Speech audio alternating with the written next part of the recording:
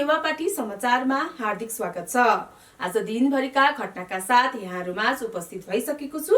सुरु गरौँ आज दिनभरिका समाचारका शीर्षकहरूबाट। अधिकारका लागि लड्नुपर्छ भन्ने कुरा बुझेनन् भने अधिकार सुरक्षित हुन सक्दैन। ओली गृहमन्त्री अर्यालद्वारा धादिङ बस दुर्घटनाका घाइतेको अवस्थाबारे जानकारी। व्यवसायीहरूको मर्यादामा आँच आउने काम बन्द गर्न महासङ्घको आग्रह। उत्तर कोरियाको सत्तारूढ दलको महासचिवमा फेरि किम जोङ नियुक्त। वीरगञ्जमा कर्फ्यू हट्यो, भोलि बिहान 8 बजेसम्म निषेधाज्ञा। धादिङ बस दुर्घटना, मृतक सबैको शनाखत। निर्वाचन आयोगले भन्यो चुनाव प्रचारमा बालबालिकाको प्रयोग नगर्नु। पर्साईको थुनाबारे सर्वोच्चले झिकायो आयोगको निर्णय फाइल।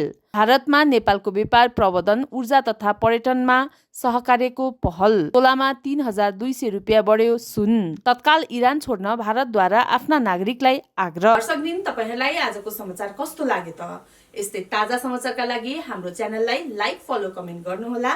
धन्यवाद।